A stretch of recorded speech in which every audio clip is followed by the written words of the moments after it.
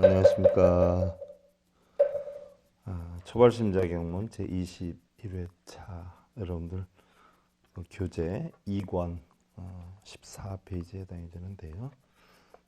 내용 들어가기 전에 여러분들 합장들 하시고 우리 개송 하나 하고 넘어가겠습니다. 수송천장이호 불의하이 이라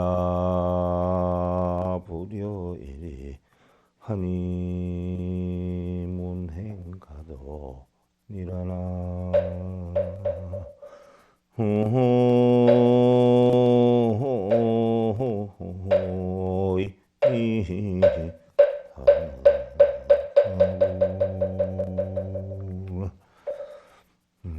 비록 우리가 1000개의 개송을 읽는다라고 해도 그 개송의 참 뜻을 모른다라고 하면 다만 한 구절의 뜻을 이해해서 편안함을 얻는 것이 훨씬 나으리라는 이야기인데요. 여러분들 쉼 없이 독경하고 사경하고 한단 말이죠. 또 연부를 하기도 하고요. 또 어느 진언을 하면 어느 진언이 참 좋다라고 해서 수도 없이 하는데 뜻을 모르고 하는 것보다는 한 개를 하더라도 한 번을 하더라도 뜻을 알아서 그 뜻대로 실천하는 것이 훨씬 편하다. 또 그 뜻을 알아서 자기 것으로 만들어서 자기의 마음을 편하게 하는 것이 훨씬 더 좋은 것이다 라는 이야기예요. 여러분들 초월심자경문 제2권 14페이지 열으시면요, 오늘이 19번째 유병인이여든 수자 심수하며, 유병인이여든 수자 심수하며, 병든 사람이 있으면 마땅히 자비심으로 잘 간호해 주며라고 했는데, 우리가 세속적인 어떤 원증이나 증오 또 탐욕 진의 우치를 가지고 있으면서 병을 치료한다라고 하면 병이 완쾌되기가 쉽지 않다는 이야기예요. 병이 든 사람일수록 스스로 자기를 반성하고 또 은혜를 생각을 해서 맺힌 마음을 풀어야 된다라는 이야기인데, 우리는 육신을 다 가지고 있어요. 육신을 가지고 있기 때문에 누구나 다 병이 있기 마련이죠. 또 우리가 세속적인 어떤 원증이나 또한 탐욕, 진해, 우치 등을 가지고 있으면서 병을 치료한다면 병이 완쾌되기가 쉽지 않다는 이야기예요. 병이 든 사람일수록 자신을 반성하고 또 은혜를 생각해서 맺힌 마음을 풀어야 하고요. 그래서 여러분들 뭐 신병이 들렸다, 병이 뭐 극히 들렸다라고 하면 우리 불가에서 하는 게 뭐죠? 구병시식을 한단 말이죠. 구병시식이다라고 하는 것은요, 혹시 알게 모르게 형성된 어떤 원증, 원혼, 원기들이 혹시 있다라고 하면 그러한 것들에 대해서 음식을 대접하면서 세상에 공하고 연기한다는 이치를 가르쳐서 탐진치륜에 형성되는 것은 아무것도 다 소용이 없다 하는 그 진리를 가르쳐줘서 그 떨어져 나갈 수 있도록 하는 의식이 구병시식이에요. 또한 병든 이를 보거든 자비를 바탕으로 해서 항상 부처님을 대하는 것과 같이 간병을 해야 된다라고 했는데, 우리 불교에서는요, 병을 크게 두 가지로 봐요. 첫째는 현세 실조병이다. 현세 실조병이다.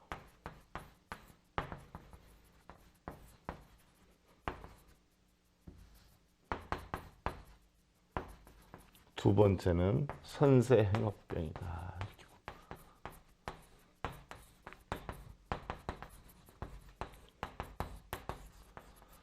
그러면 현세 실조병이 뭐고 선세 행업병이 뭐냐?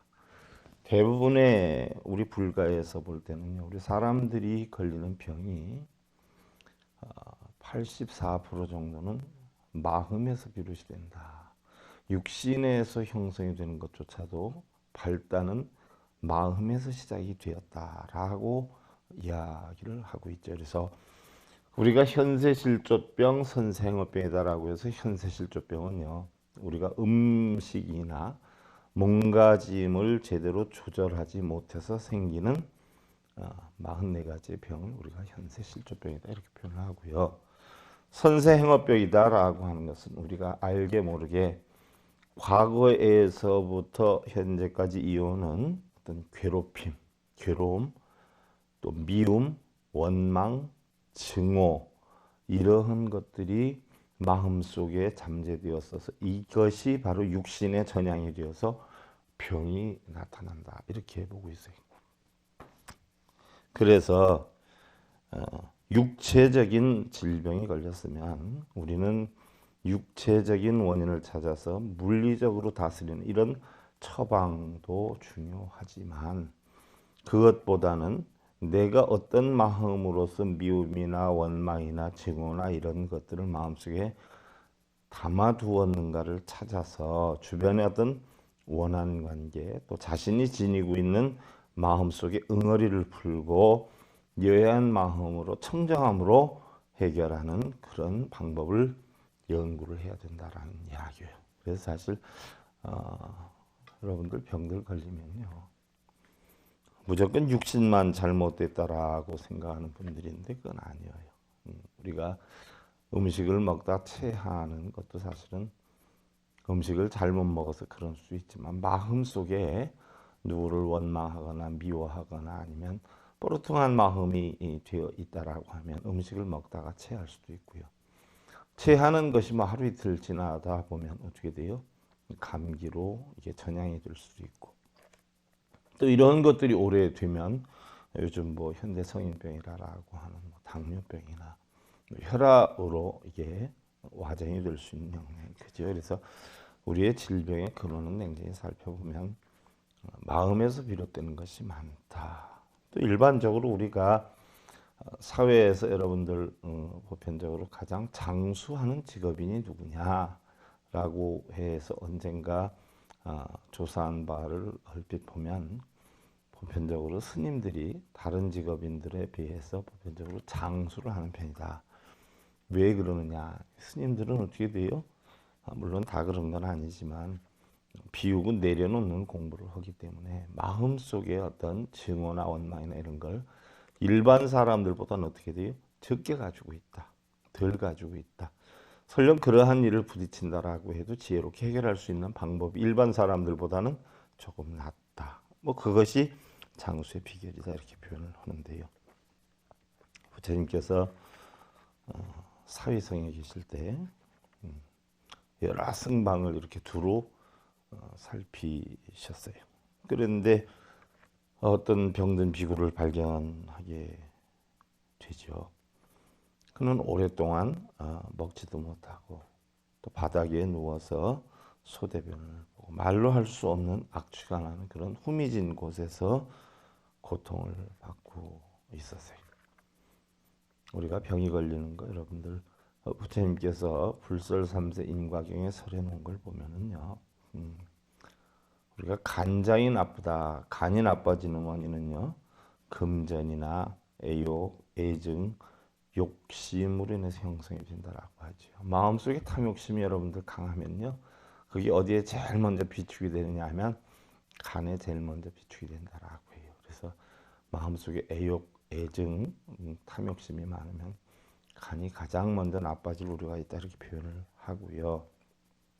그 다음에 우리가 위장병이 걸린다라고 하는 것은 이해심이나 배려심이 부족하지요. 그래서 불편해하고 속상해하는 마음을 늘 마음속에 가지고 있다라고 하면 위장장애가 자주 온다라고 하고요. 또 주의가 못마땅하고 마음에 차는 일이 없고 원망하고 다른 사람들을 증오하거나 또 싫어하거나 내 뜻대로 하고자 하는 마음이 생기다 보면 심장이 약해질 수가 있다라고 하고요. 또 마음이 닫혀 있고요. 내 뜻대로 안 되면 절단하고 인연을 끊고 이런 냉정함과 쌀쌀함을 가지고 있다면 관절 쪽에 나쁜 일이 생긴다라고 하고요. 또 콩나라 판나라 뭐 이렇게 해서 따지기를 잘하고 모든 것을 시시비비 가려서 상대를 이해하지 못하고 또 유순히 보아 넘기지 못하게 된다라고 하면 콩팥을 따지니까 콩팥, 신장이 나빠진다 이렇게 표현을 하는데요. 또 냉정히 살펴보면 여러분들 가슴에 얹고 손을 생각해 보세요. 마음을 생각해 보면 충분히 이해가 될 수 있는 이야기들이다. 저는 그렇게 생각을 하는데 부처님께서 주로 승려들이 아픈 곳을 돌아다니다가 어떤 승려가 이루 형용할 수 없이 소대변도 못 가리고 악취를 내는 그런 어떤 입장에 누워있는 비구를 발견을 하죠. 그래서 부처님이 그 승려를 보고 질문을 해요. 어찌해서 그대는 여기에 혼자 누워있는가? 돌봐주는 사람은 없는가? 물어요. 그러자 그 사람이 없습니다. 아니 이렇게 몸이 안 좋은데 어째서 없는가? 제가 아마 병이 들지 않았을 때 다른 사람의 병든 것을 돌봐주지 않았더니 지금 저를 돌봐주는 사람이 없는 것 같습니다. 아니 그대들이 돌봐주지 않는다면 누가 그것을 하겠는가? 부처님께서는 마음속으로 참 안타까움이 생기셨어요. 그래서 꾸짖는 듯 말씀을 하시면서 병든 비구를 일으켜 세우고서 옷을 벗기어서 깨끗이 빨아주시고 또한 그 자리도 새로 정리를 해서 마른 불로 싹 갈아주시고는 처소로 돌아가지요. 다른 비구들이 그것을 보고 부처님 제가 하겠습니다 라고 했지만 부처님 아니다. 내가 하겠노라. 악취가 나는 것도 있고 힘이 들고 하니까 부처님 당신 스스로 정리를 하고 처소로 돌아가요. 그리고서는 모든 비구들을 다 모이게 하지요. 거기에서 말씀을 하셔요. 만일 여러분들이 나에게 공양하고자 하는 자가 있다면 바로 병든 자에게 공양을 하라. 바로 병든 자를 공양하고 받드는 것이 부처님을 받드는 것보다 더 큰 공덕이 된다라는 이야기가 바로 부처님이 여기 법문하실 때 형성이 된 이야기예요. 즉 병든 자를 보살피는 것은 곧 나를 보살피는 것이며 이 세상 모든 수행자의 베품 가운데 이보다 더 나은 베품은 없나니 병자에게 베푸는 자는 곧 과보를 얻고 큰 공덕을 얻어서 영광이 두루 미치게 되리라 라고 이야기를 했어요. 자, 부처님께 공양 올리려고 하는 사람들은 굉장히 많았어요. 어느 누구나 할 것 없이 부처님의 공양을 올리고 부처님께 시주를 하다 보면 큰 공덕이 돌아올다 생각해서 부처님께 하려고 하는 사람이 굉장히 많았는데 병자들에게 하려고 하는 사람들은 많지 않았죠. 그래서 부처님께서 바로 병든 자를 봉양하는 것은 나를 봉양하는 것보다 오히려 더 큰 공덕이 된다라고 말씀하시는데 옛날에 유마거사가 배살리에 있을 때 유마거사가 몸이 아파서 누워있다라는 소리를 듣고 부처님께서 문수보살에게 유마거사의 병문안을 가도록 했죠. 문수보살이 유마거사는 엄청나게 많이 깨친 분인데 제가 가서 과연 대화가 될 수 있을까요? 라고 했을 때 부처님께서 충분히 가능하니까 다녀와도 되느니라 해서 문수보살이 유마거사를 만나러 갔다라고 해요. 물론 뭐 문수보살이 실존 인물은 아니지만 후세의 경전을 만들면서 설화식으로 만들어 넣기는 한 것이지요. 그래서 문수보살이 유마거사한테 가서 보니까 유마거사가 병이 들어 누워 있어요. 그래서 어디가 편찮으십니까? 하고 물었더니 유마거사가 뭐라 그래요? 몸이 아픕니다. 어떻게 해서 아프신 겁니까? 라고 했더니 중생이 아프니 제가 아픕니다. 라고 이야기를 했어요. 무슨 얘기냐? 중생이 고통 속에서 어려움을 겪으니 그것을 보는 내 마음이 안타까워서 내가 바로 병이 든 것이다. 라고 이야기를 하지요. 그때 문수보살이 언제쯤이면 완쾌가 되실 수 있습니까? 라고 했을 때 유마거사가 뭐라 그래요? 중생들이 고통을 벗어내면 그때 저는 아마 완쾌가 될 것입니다. 라고 하면서 중생구제 서원이 역력하게 드러난 그런 대화 내용이기도 했죠. 자, 여러분들도 보편적으로 보면 어떻게 돼요?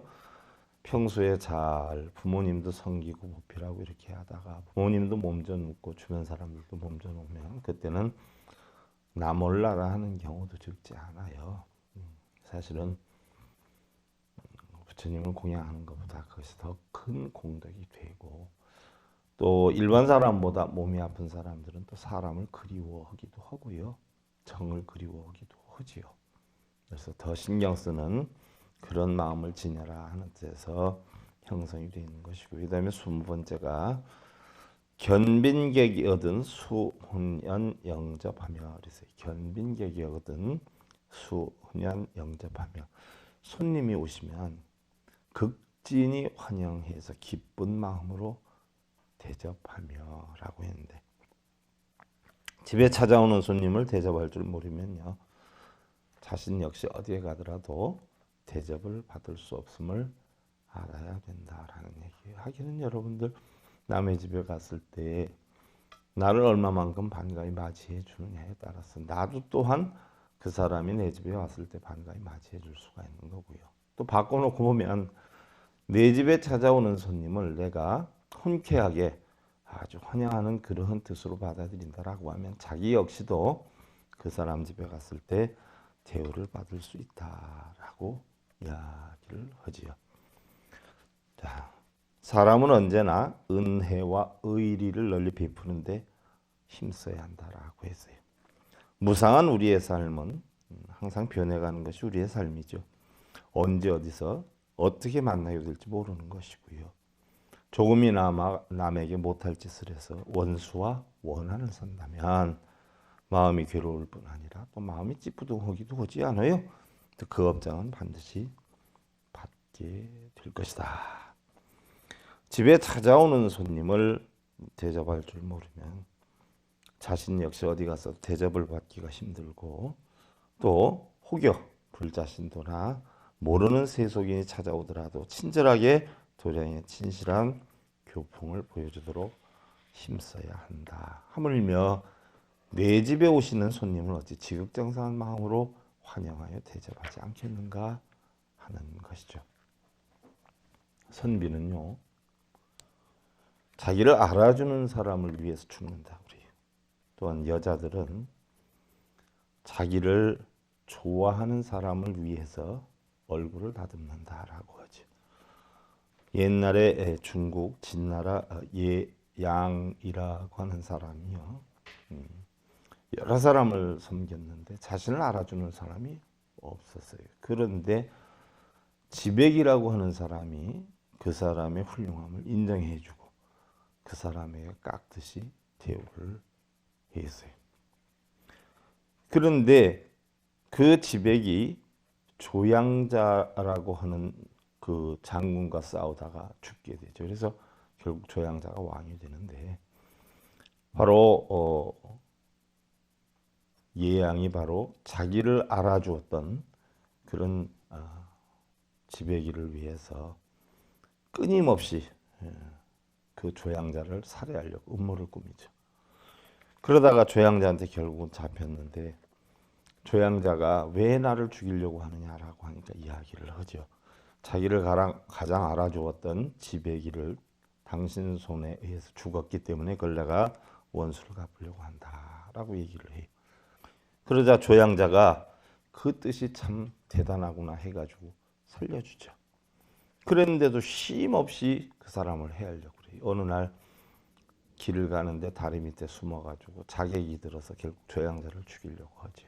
잡아보니까 또 예양이에요. 그래서 그러면 어떻게 하면 좋겠느냐? 너는 나를 죽일 수가 없다. 그럼 네 분이 풀리고 그러려면 어떻게 하면 좋겠냐라고 하니까, 그러면 당신이 입고 있는 곤룡포를 주시오. 그래서 바로 조양자가 곤룡포를 주니까 그 곤룡포에다가 여러 차례 칼로 난도질을 하고 결국 그 자리에서 자결을 했다는 이야기가 있어요. 자기를 알아주는 그런 사람을 위해서 남자들은 죽는다는 이야기예요. 그러니까 우리는 세상을 살면서 상대를 이해하고 배려하고 알아주는 그런 삶을 살아야 될 것이다 하는 이야기죠. 그 다음에 이제 21번째로 봉전장이든 수습공 회피하면 돼요. 봉전장이라 존장을 만나거든 엄숙하고 공경하는 마음으로 길을 비켜드려야 하며, 그래서 봉전장이다라고 하면 일반적으로 어른이죠. 어른. 뭐 우리 절 같으면 뭐 주지 스님이든지 큰 스님, 조실 스님이든지 뭐 이런 어떤 여건을 표현하는데, 바로 수습공 회피하며 어떻게 돼요? 큰 스님이 나타나면 앞을 지나갈 것이 아니라 한쪽에 서서 차수를 하고 얌전히 있으면 스님이 지나간다면 내가 길을 가야 되며, 이런 어떤 뜻이 되는데요. 상불경 보살은요, 모든 중생이 부처님의 씨앗을 품고 있다라고 하는 것을 알아서 명예, 지위, 빈부귀천을 가리지 않고 모든 사람들을 결국 부처님으로 존경을 하고 예배하는 것을 수행의 본분으로 삼아서 결국 깨달음에 이르게 됐는데요. 상불경 보살뿐만이 아니라 부처님 그 경전을 통해서 보면 여러분들 40화음에 나오는 게 누구죠? 선제동자란 말이죠. 선제동자. 선제동자가 결국 53 선지식을 친연하게 되죠. 그래서 뭐 전다라, 기생, 노예, 왕 할 것 없이 53명의 선지식 일일이 다 친견을 하러 다니면서 예를 갖추지요. 그러다 결국 53번째 만나는 그 사람이 누구냐 하면 보현보살을 만나게 돼요. 그래서 보현보살을 만나게 되면서 보현보살이 10가지 깨달음에 이르는 실천행을 가르쳐 주지요. 그래서 선제동자가 그 보현보살의 10가지 행에 대해서 공부를 해가지고 결국 깨달음의 길로 이르게 되는데요. 일례를 들어서 여러분들이요, 절에 가면 꼭 부처님 상호, 부처님의 불상을 부처님으로 섬기고 그 외에는 부처님으로 섬기지 않는 경우가 되게 많은데요. 사실은 그 불상은요, 세상의 모든 것이 부처한 것이 없다라는 것을 상징하기 위해서 만들어 놓은 것이어요. 부처님 가르침이 뭐예요? 처처불상이요 사사불공이라 우리 처하는 곳곳마다 부처님 상호 아닌 것이 없고, 또 우리가 올리는 공양마다 뭐예요?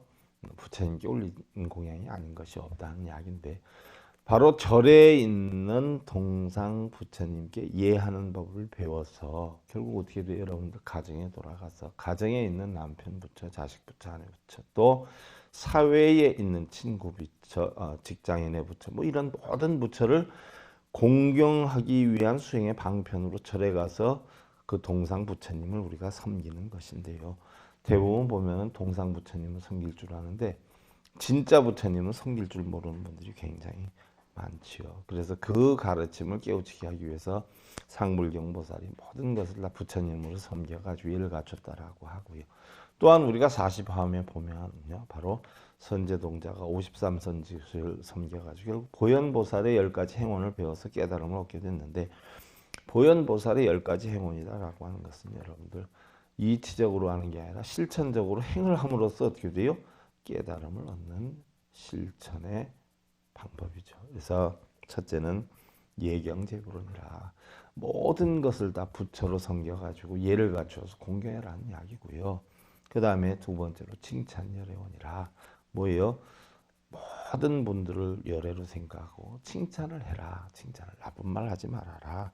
세 번째로 광수 공양원이라 널리 일일이 다 뭐예요? 공양을 올려라. 공양을 올려라라고 하는 것은 여러분들 꼭 뭐 음식을 해서 음식상을 바치는 게 공양이 아니에요. 심적인, 또 육신적인, 재물적인, 음식적인 모든 것을 받들어서 봉양하는 것이 우리는 광수공양원이다. 네 번째로 참제업장원이다 그러지 않았어요? 우리는 알게 모르게 지은 죄가 많아요. 그래서 내가 옳다, 내가 잘났다라고 하는 생각을 떠나서 항상 나는 부족한 것이 많다. 항상 알게 모르게 지은 죄가 많다는 이런 생각으로 하심의 마음으로 살아가라는 이야기고요. 다섯 번째로 수의공덕원이라 중생이 기뻐하면 기뻐하는 대에 따라서 함께 기뻐해주는 공덕을 세워라 하는 것이고, 청전법륜원이라 어느 누구에게든지 내 이야기를 전해서 내 뜻을 주장할 것이 아니라 바로 뭐예요? 당신의 뜻을 내가 받아들일 테니까 좋은 가르침을 주십시오 하는 마음으로 살아라는 것이고요. 청불주세원이라 주변의 부처님이 빨리 돌아가셨으면 하는 것이 아니라 언제까지 오래오래 사시면서 바로 좋은 가르침을 주셨으면 좋겠다는 마음을 가지려는 것이고요. 상수불학원이라 항상 인연 따라 항상 여건 따라 부처님의 가르침을 배우기를 원하겠다는 것이고요. 항순 중생원이라 내 뜻대로 살아가는 게 아니라 항상 중생들의 뜻대로 또 내 집에 있는 남편 부처, 아내 부처, 자식 부처의 뜻대로 부모 형제의 그런 부처님의 뜻대로 살기를 원한다는 것이고 복의 회양원이라 혹여나 조금이라도 이러한 어떤 공덕이 되는 것들이 있으면 그건 내가 갖지 않고 전부 뭐예요? 회양을 하겠다. 돌려주겠다. 이런 가르침을 통해서 깨달음을 얻은 것이 선제동자인데 상불경 보살도 역시 마찬가지다는 이야기예요. 그래서 위도른을 만나거든 엄숙하고 공경하는 마음으로 길을 비켜드려야 한다는 것은 바로 스승이나 스승에 가까운 존장께 대하는 예법을 총괄적으로 나타내는 것인데요. 모든 분들께 바로 큰 스님께 대하는 것과 같은 예를 다하고 아니면 바로 부처님을 대하는 것과 같은 그런 예를 다해서 결국 자신의 수행의 방편으로 삼아야 된다. 또한 큰 스님의 가르침에 손색이 없는 올바른 하심의 자세를 만들어야 된다라는 이야기죠. 그래서 상불경보살이요. 여러분들 봐요. 우리 각자가 다 부처라라고 하지 않아요? 각자가 부처다. 그러니까 모든 중생이 부처님의 씨앗을 가지고 있지 않은 경우가 없다라는 이치를 깨달았기 때문에 뭐 돈 있는 자, 명예나 권력 있는 자에게는 아첨하고 굽신거리고 힘이 없는 자에는 갑질이 되어서 큰 소리치고 이런 것이 아니라 명예나 지위나 이런 빈부귀천을 가리지 않고 모든 사람들을 부처님으로 존경을 하고 또 예배하는 것을 수행의 근본으로 삼았었다라고 하는데 자 우리는 전부 수행자예요. 여러분들 절에서 머리 깎고 승복을 입어야 수행자가 아니야. 가장 보편타당한 삶을 살아가는 방법을 항상 배우고 익히고 숙지를 해서 실천하는 삶 이 자체를 우리는 뭐라 그래요? 수행이라고 그래. 그래서 수행자의 입장에서 존장은 물론이지만 어느 누구를 막론하고 공경함과 존중함이 있어야 된다는 이야기예요. 부처님께서는요. 만인 앞에 서고자 하는 마음이 있다면 입이라고 하는 것은 화근의 문이 더욱 엄하게 지키고 몸은 재앙의 근본이니 경거망동을 삼가야 하고 또 날기를 좋아하는 새는 반드시 그물에 걸리고 또 많이 돌아다니는 짐승은 화살을 피하기 어렵다. 그러니까 말을 함부로 하지 말고 경망스러운 행동을 하지 말아라라고 주의를 주셨는데요. 우리 인간의 미덕은요. 바로 뭐예요? 겸허가 근본이에요. 또 벗과 돈독하려면요. 바로 신의가 으뜸이다. 또한 교만하면 바로 고독이 뒤따르고 자신을 낮추어서 겸손한 사람은 만복이 찾아든다. 그래서 남을 존경하면 자신이 존경을 받을 수 있는 것이요. 정작 만인 앞에 서고자 한다면 마땅히 남의 밑에 있어야 된다라고 해서 남 위에 오르려고 해서는 안 된다라고 부처님께서는 하셨죠. 가만히 생각해 보면은요, 우리는 하심, 겸손함, 내가 항상 부족하다는 생각으로 최선을 다하는 마음을 낼 때에 만인한테 존경을 받거나 또 사람으로서의 어떤 신의를 얻을 수 있는 그런 여건이 형성이 된다라고 하는 부처님 말씀이고요. 또 우리가 윗사람을 공경한다라고 하는 것이 삼위유리에서 처음 배워요. 삼위유리에서 처음 배우는데 삼위유리에 나오는 그런 어떤 예법을 몇 가지 간추려 보면은요. 첫째는 큰 스님 공경하는 법이 나와요. 제가 이것은 삼위유리에 있는 것을 근원으로 해서 여러분들한테 설명을 드리는 건데요. 교재에 보면 나와 있죠. 17페이지에 큰 스님 이름을 함부로 부르지 못한다라고 했어요. 여러분들 자신이 모시고 있는 스님 이름을 부르는 경우도 있어요. 여러분들 가만히 생각해 보세요. 자신의 집에 있는 아버지 이름을 부르지 않는단 말이죠. 예를 들어서 홍길동이 아버님 조남이다라고 하면 우리 홍길동 아버지 이렇게 안 하잖아요. 또 어머님이 이금순이다라고 하면 우리 이금순 어머니 이렇게 안 하지 않아요. 그냥 아버지 어머니 이렇게 하지요. 절에서도 역시 자기가 모시고 있는 스님에 대해서는 이름을 부르는 거 아니에요. 무슨 스님 이렇게 하는 게 아니에요.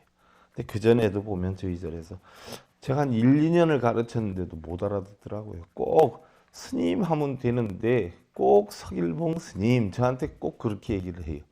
다른 사람한테 얘기해도 우리 스님이 하면 되는데 우리 서길봉 스님이 꼭 이렇게 하시는 분이 있어요. 그건 잘못된 것이거든요. 이름을 부를 수는 없어요. 예를 들어서 절 안에 큰 스님이 또 있고 또 있는 거 아니에요. 근데 외부에서 손님들이 와서 스님들이 함께 계실 때에는 우리 스님 하는 거예요. 너희 스님이 누구냐? 그럼 예, 아무아무개 스님이십니다. 이때 이름을 대는 거지. 스님이 여러분 계시다라고 해서 자기 스님 있는데도 우리 아무개 스님 이렇게 얘기하는 거 아니에요. 그러니까 법도를 모르는 사람이 꼭 이름을 부른단 말이죠. 이름을 불러서는 아니 된다. 또한 스님께서 계율 말씀하시는 것을 엿듣지 못한다. 무슨 얘기냐? 고칠 점이 있으니까 이렇게 이런 계율을 지켜서 이건 바꿔나가야 되지 않겠느냐라고 얘기를 하면 직접적으로 얘기를 하는 것은 예 하고서는 정중하게 들어야 되지만 다른 사람한테 얘기하는 것을 가다 말고 이렇게 서가지고 엿듣는다거나 또한 남에게 얘기하는 것을 들어서는 아니 된다는 이야기고 또 돌아다니면서 큰 스님의 허물을 말하지 못한다라고 했어요. 밖에 나가서 우리 스님은 뭐는 잘하시는데 뭐에 대해서는 형편없어. 우리 스님은 조금 자린고비야. 사람들한테 넉넉하지 못해. 이런 류의 험담을 해서는 아니 된다는 이야기고요.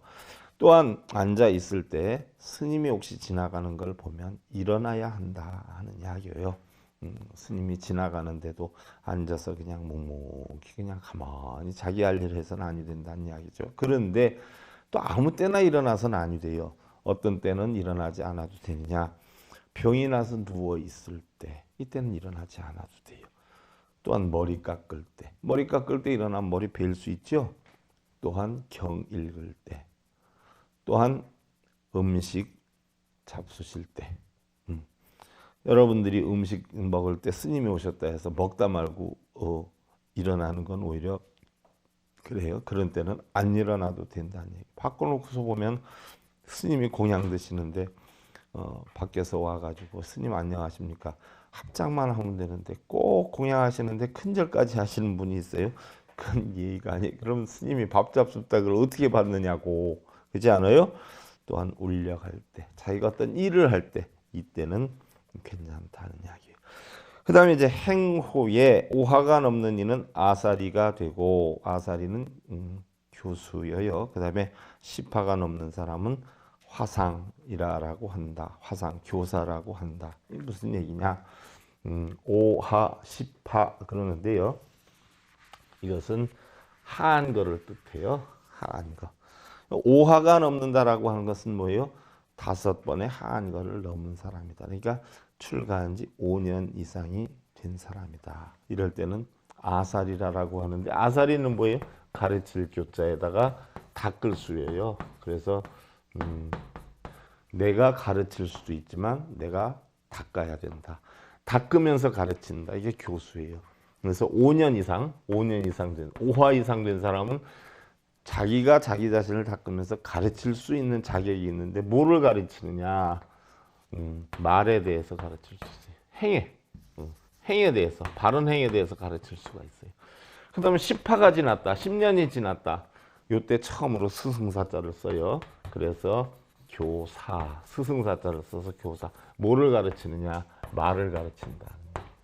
행, 바른 행, 바른 말. 그 다음에 20년이 지났다. 이때는 바로 장로라 그래요. 장로 여러분들 교회에 쓰는 용어인 줄 알죠? 우리 불교 용어예요. 장로. 이것은 바로 행과 말과 뭐예요? 마음까지 가르칠 수 있다. 그래서 제자를 둘 수 있는 것은 우리 불법적으로 20년이 넘은 자에 한해서 제자를 둘 수가 있어요. 그리고 말을 가르칠 수 있는 건 10년이 넘어야 되지요. 그런데 간혹 보면은 출가한 지 뭐 5년도 안 됐는데 나와서 뭐 방송하는 사람도 있고, 뭐 출가한 지 10년도 안 됐는데 뭐 우리 제자야 하면서 소개하는 사람들도 있고, 참 웃기지도 않아요. 제자를 처음으로 둘 수 있는 건 20년이 지나야 되고요. 법문을 하려고 하면은 적어도 10년 이상이 지나야 되고요. 행을 가르치는 건 5년 이상이 지나야 된다 하는 것이 법도로 나와 있어요. 그런 것을 여러분들 잘 참고로 하셨어요. 시간이 벌써 다 됐네. 자, 합장들 하시고요. 하이 하소요 세상 지연이 니라나